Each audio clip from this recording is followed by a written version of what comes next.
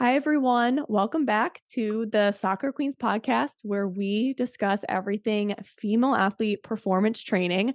I have Leslie Summerfield here, who is going to touch on her research in adolescent female athletes, particularly with ACL reduction and performance enhancement. And Leslie's the perfect person to have on the show today because she has such a nice combination of research and practical experience. She's also been a strength coach for over 8 years, and she's currently at IMG Academy. But I'll let Leslie get into kind of her coaching journey and what she's up to today. So, Leslie, welcome.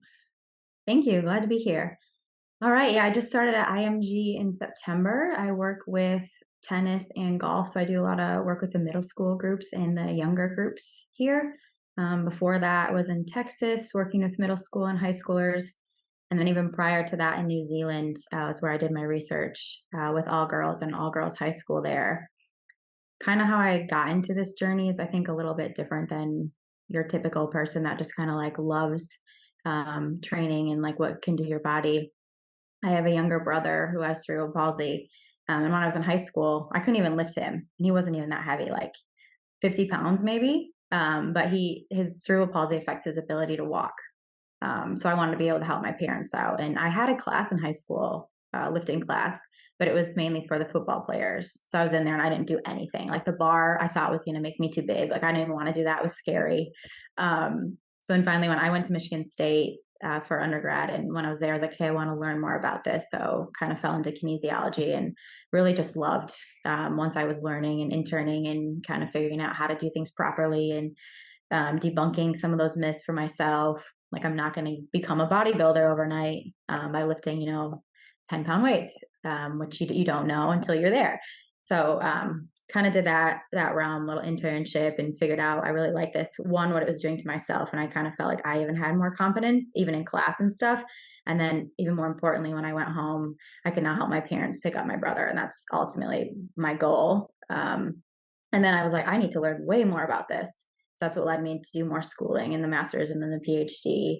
And then I kind of just wanted to work with youth, female specifically, because I just think back if I had someone, even like myself or other coaches who are knowledgeable, that could tell me the right things, like lifting this bar isn't going to make you big.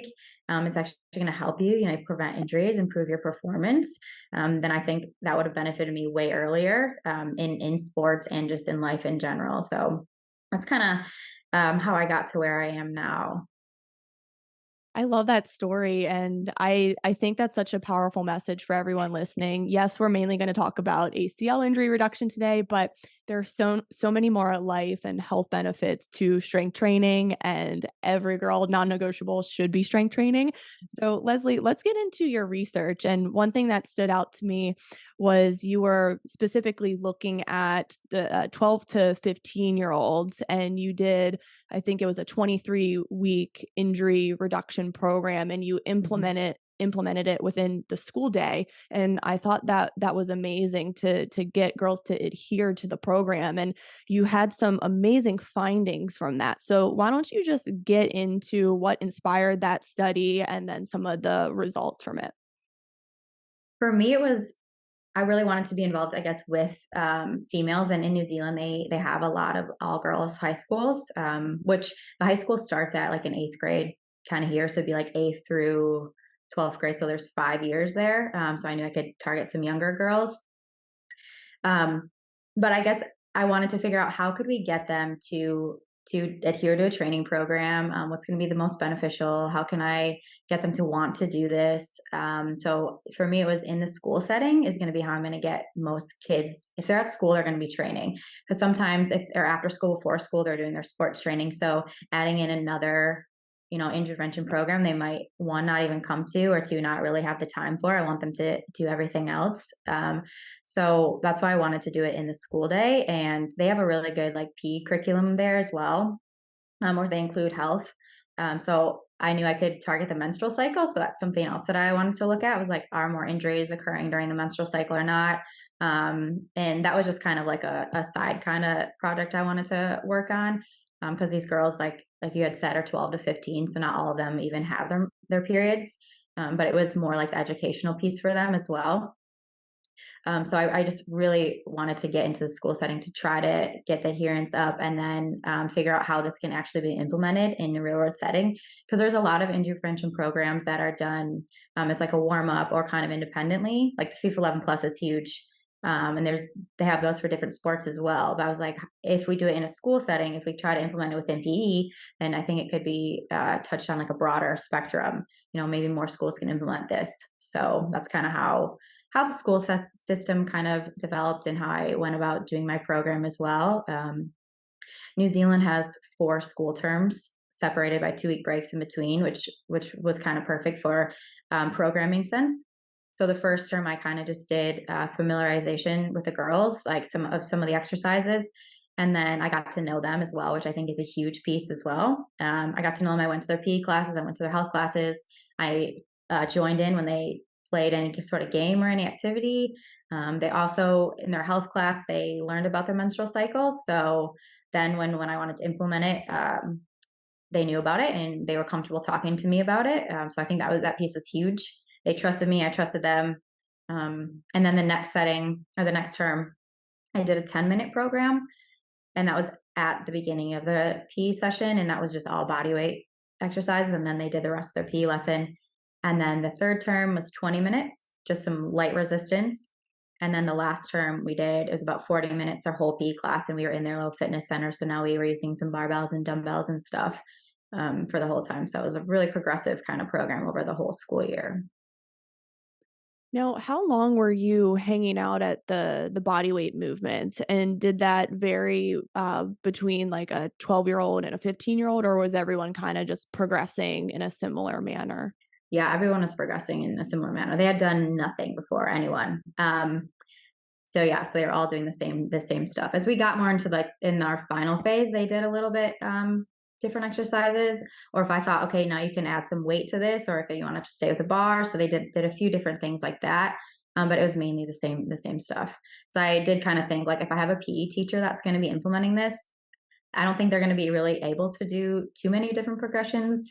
So it's keeping it kind of simple for everybody. That's how I kind of went about that. So can you, go into some of the main movements that were in that program as far as strength and plyometrics? Yeah, so for the PhD, I did 2 different literature reviews. One of them was about injury prevention programs that have currently been done in youth. So I divided them by if they were done with females, males, or males and females. And then I kind of termed them as a warm up. So as like a pre training or independently, so done separate from a training session. And then I looked at those to see like what were the main aspects of those programs and what were the most successful aspects before I designed my program. So what I found was that yeah, plyometrics, agility, strength, lower extremity strength specifically, core stability and balance. Those um, 5 things are going to be the best to implement into a session. And if you can do it for more than 20 minutes, 2 to 3 times a week, that's going to be the most beneficial. If you have less than 20 minutes, the strength component is going to be the most beneficial. So it lower extremity strength and the core stability are going to be the most beneficial. Something else that I found was, so if you want to progress everything, but if you just do it super slowly, like you're just like, okay, we're gonna like a snap down. Okay, I'm gonna up, load. But if we don't progress to sport specific speeds, then you're not going to see the benefits because that's where the injuries are happening. Usually, when you're doing things quickly, when you're changing direction, you're sprinting, decelerating, you're jumping, landing. Those are when the most injuries occur. So we need to get to sport specific speeds. And then as well as progressing kind of slowly and then getting there. But it's kind of how much time do I have that I can actually get them to where I want to be? We want to start slowly. I don't want to progress them too fast and have to regress. So a lot of working pieces, but that's kind of from that literature review what I found out. And then I kind of based my program on those 5 components. I think that's one thing a lot of people get wrong when programming for the younger age groups, especially the 12 and 13-year-olds. They're just so fast to progress, and they're like, "We need to Mhm. just, like, load them real quick," and there's no attention paid to that motor control and that mastery. So what are some of the things that that age group needs to master, or even someone with a young training age who's brand new to this? Like, what are the main movement patterns? Learning how to land from a jump or just like where your body needs to be is really huge. And also learning where your body positioning, really like when you change direction, if you're going to cut any which way or go forward or backward. Because a lot of times, if you don't have, like, if you don't know where your torso is supposed to be or anything, and that a lot of times can lead, down the chain and cause injuries. So really, yeah, learning how to land from a jump, and that goes with strength as well. Squats, glute bridges, things that are going to target the lower body. Learning where your knees should be on all those movements, where your hips should be, your torso, um, and then as well as some core stability as well. Because if you're not able to stabilize your core, you're going to move your torso every which way, and then again go down the chain and can cause some injuries. So those type movements really just work on bracing yourself. What's happening at the ankle too? The ankle, the knee, the hip, and the torso in squats and things like glute bridges and Nordic hamstring curls and lunges, and those kind of exercises. Let's touch more on the core stability because this one always gets overcomplicated, or people just have the wrong exercises being programmed for quote unquote core. So, Hmm. Yeah. what makes up the core? And then why should we be doing more than just your regular planks? And why should we be skipping things like crunches and conventional sit ups?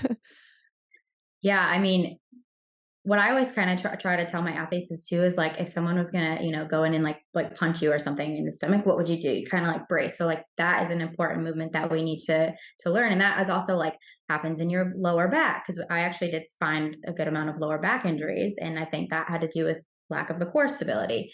Because yeah, so when you just do a crunch, you're not activating everything that you need to. You're not going to do that movement ever in sports, right? Like when are you gonna crunch yourself up like that? So things that you're actually like stabilizing, or if you're like rotating, but you can like keep your body stiff, um, are kind of things that I would do. And even if we're working on, like a landing from a jump, and your partner gives you a push, and you have to learn how to stabilize yourself, or you're doing a plank and you get a little bit of perturbations on a med ball or something, where you have to then focus on making your body nice and stiff in those movements, and that will translate to your what's going to happen in the sports. So it's different things like that. Like we want to definitely start so they can learn how to actually like brace themselves, like planks or dead bugs, or even like some side planks with some like hip raises. So they get into that as well. So we can target more than just the core there. You get the glutes in the back as well, and then adding other movements in once they kind of have that down. Um, once they can, you think that they're like we can progress them a little bit, and then that makes it a little bit more fun for them too. If you can add some sort of partner movement or something. Are you also doing things like bear crawl or like crab walking variations for core stability? I didn't, but that is like actually a really good idea for that. Yeah, I didn't incorporate that into the program. Well, I know you're a big, LTAD person Yeah, too, and I've seen some videos of you doing them with other groups, so I was yeah. just kinda curious, but yeah, those are always just so valuable. Now, you talked about how you studied the menstrual cycle during this time, and if there were certain phases where injury risk was higher. I have my opinions on this topic, but I would love to hear what you found. I actually found that there wasn't basically any sort of I divided it by menses, follicular and luteal, and based on a 28-day cycle. Like everyone varies a little bit, but for research purposes, I had to kind of keep it standardized. And I didn't find that there were more injuries in either of the phases. I did find more injuries than expected in the menses versus follicular and luteal. We had a little bit less than we would expect. Just based on like how many days of the cycle and like percentage based on that, like you would expect a certain percentage during these many days. So we found less in follicular and luteal and more in menses, not significant though. But again, this population is 12 to 15. So like some of them I can tell exactly when they started their period. Some never had it. Some again, like they might not be regular. So kind of take it with a little bit of a grain of salt. The research that is out there that I need to take another dive in the research and kind of brush up on that if there's anything new. But what I had found was that there really wasn't any concrete evidence for one phase or the other. Um, so it's a hard topic kind of because there isn't anything like the concrete. But again, I guess that's how your menstrual cycle is. No one's going to be the same. So it is hard to um, control for it. Each girl is going to have a different experience. So yeah, that's kind of what I found. No more injuries during a certain phase. Definitely love to try it again. Even with some older girls who have a established menstrual cycle or kind of know what their cycle's like. So to be followed up on for sure. I want to try to do something with that in the future. That's sort of what I gathered, but I wanted to hear your thoughts because your research was pretty recent. So that's good to know. And one thing I'm trying to really sort out with the menstrual cycle discussion is if we did know for sure that injury risk was higher in a certain phase, what would we do? Like, would we just do the same thing anyway, strength train year round, focus on nutrition and recovery, or would we pull the girl out of competition during that week? Is that realistic? So that's something I'm trying to Yeah. sort out. I don't know if you're, like, wondering about that too, but Mhm. I'm open to hearing what your thoughts are. Yeah, we've had a few discussions at IMG because we would love to do some education for the staff around it, and then for the girls eventually. But yeah, that is a hard question. You wouldn't want to pull them out of competition really because I feel like you ever have a team, because everyone's Mhm, not going to be having their periods at the same time. But I think there are certain things that you could do, especially like right before they're going to be on their period. We might focus more on some injury prevention tactics then. And then when they're on the period, maybe we amp up the strength and power focus. And again, I think I really would like readiness questionnaires and stuff with that as well because did they sleep well? Were they in a lot of pain? How are they actually feeling today? So I think that all ties into it, but that is such a good question that I feel like there definitely needs to be more research on that, and I'm really interested in that. I would love to do more, and I want to see what I can do here to kind of see. It is tough too to try to have like almost like three different programs that you're going to be doing that you would be depending on where you are in your cycle. But I just really think it's going to be more of like an educational piece and making sure the girls understand what's going on. And if they do, are feeling something, you're going to know your body more than anyone else. I once had an athlete tell me that right before her period that her calves would always get really tight, and she's like, could this be something with my menstrual cycle? I was like, could be, if that's what you're feeling, like that's something. So maybe something like that's taken into consideration, but it's just having a conversation with your coach.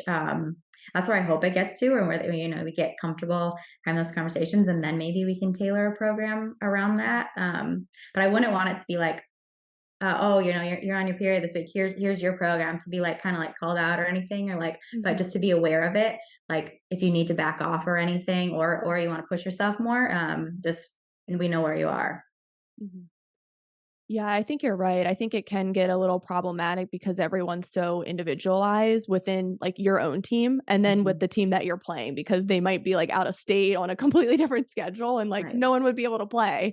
Right. So I think, yeah, that is great with focusing extra on certain things we can do, whether it's sleep or certain recovery things, and just being consistent with that year-round training and making sure our girls are moving well, making sure they're strong.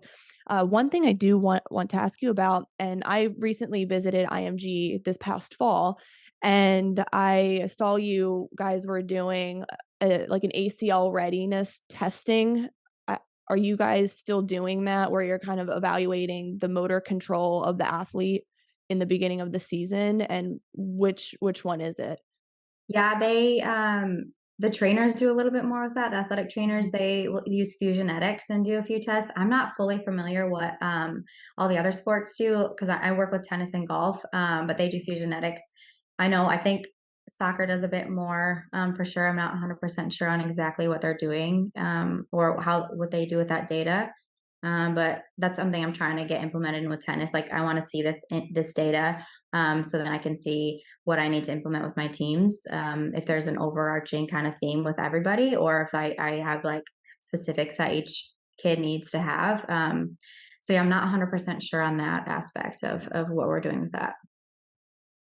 So you're working with girls tennis and anyone else?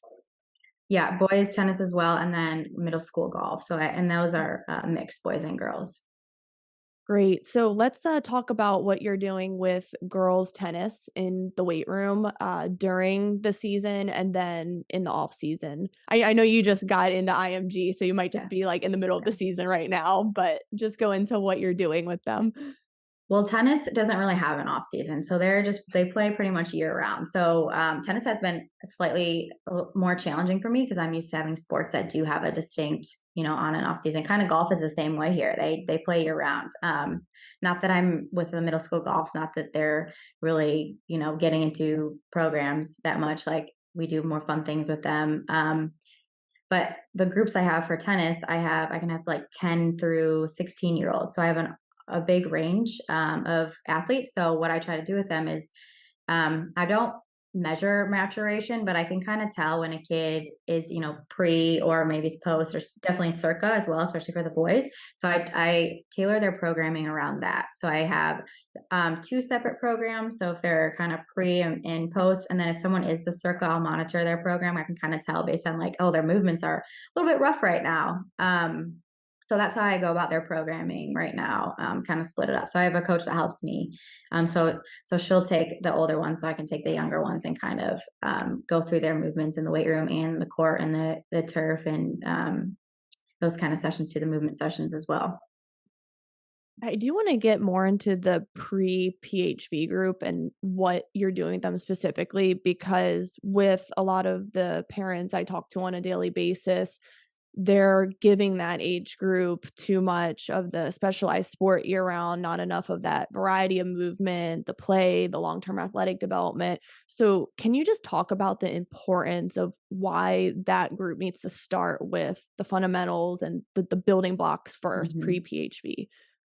Yeah, like you said, that it's very important to start with those fundamentals, and a lot of that has to do with around injury prevention. And when they go through that kind of circa PHV, their movements get kind of awkward. Especially the boys, they'll get awkward. The girls actually have an increased risk of injury during that time. Their strength goes down, their power goes down. The boys actually, their strength and power usually goes up. But since they're growing so much, they can be a little bit awkward. So if we work on those basic movements when they get to that phase, the effects of maturation are a little bit less. So then you hope to keep progressing them. So around intervention and then their performance as well. So I don't want to give a kid something that they're not able to do, and we have to keep regressing them. I want to make sure that they can move properly first and then load. So it all basically starts with that. And yeah, like I said, I kind of split the groups up that way. And then since I'm working with the younger ones, I can see like who's ready to move up and who's not. I'll stay we'll stay at a bodyweight squat as long as I feel like you're ready to it. Unless it's a little bit boring, then we might add something. But they've all been like really good and really open to everything that I'm doing with them. And then with that group as well, like I'll usually do like maybe a fun Friday or a day of the week where especially with the younger ones, I'll take them, we'll play a game. I might be like, okay, we're gonna do like maybe an extended warm up, or we're gonna chase each other and like try to pull like their flag off for our workout today, and then we're gonna play. They love to play football. One kid even like wrote a playbook because he just loves it. He's like 12. I'm like, that's awesome. Like, so I try to have them play other games and stuff as well, so they're not just playing tennis all the time. And they love it. So, which I'm like, this, how am I gonna? Or they're playing games. That's their speed work, their change of direction work. Like, I can't get them to do that if I was like, let's do a drill. Let's just do these sprints. Let's, okay, go to this cone change. If we're playing these other games, like you're doing that as hard as you can the whole time. So that's another way to kind of like sneak in, your speed work, your change direction, even some like strength work and that kind of stuff. Which I feel like people don't realize because they think it just always has to be like such a tough session based for your sport. So that's a big takeaway, I think, for parents as well, is like fun things. You can do fun things and still get what you're looking for out of it. Yeah, absolutely, and I love that. It, like, sneaks in that speed, agility, and conditioning, Mhm, and they don't realize they're, like, working hard, but then at the mhm, end, they're, like, gasping for air after a tag mhm. game or a race, and it's like, Yeah, "Okay, good, you guys didn't realize yeah. it." So, I think that that's awesome, and one thing I do wanna come back to with the progressing strength training for pre-PHV, some parents on the other end of the spectrum are like, well, like, when's a good time to like load? Is even if they're like performing it well, should we still load a squat? What are your thoughts on that? Is it okay to lightly load with some like free weights? Yeah, I think it's definitely as long as you can tell that they're moving well and like you can we can definitely like see it. You know, we can eyeball someone and be like, okay, like you are a good mover. Something that I started to do with the golfers is I have four kind of movement assessments that I'm doing with them before they can get into like our weight room setting. They need to be able to do these four movements, which I've done a body weight squat, a hinge, lunges, and shoulder taps. Those are just kind of I'm talking to like the head of golf too, and like what he does with the high schoolers. So kind of preparing them for what's next and those are the movements that I think are really important before they can load exercise. So that's a way, like a concrete way for me to show them, okay, this is your score, and then now they've scored this well, you're able to go in here, and that's another thing to show parents as well. But I mean, once they've been doing it for a while, I think sometimes load can even help them get into position. Because sometimes you're doing a body weight squat and you're like, oh, I just don't know if I'm getting low enough or whatever. If you add a little bit of weight, sometimes then they can actually move a little bit better. So sometimes you need to like Mhm. play around with that. I really love like landmine squats. I think are really good or landmine variations to get kids into different positions. And then those ones, or even like if you have like a smaller bar with that, you can load that up, and then they feel like they're just doing so much, right? If you have even like a 15-pound bar and add a little bit of weight, like they're on top of the world because they find they did that. So I think that's important as well. I'm all about like training bars and stuff to take once you have the movement down. Then like slowly progressing because I think it does give them some confidence as well into in the weight room and then for other aspects too. Like once you have some of those movements down and you're adding weight, like you do feel like you're on top of the world. You're like I just see them smiling, like loving it. Like it's really good. So it is they can definitely load it once they've moved properly.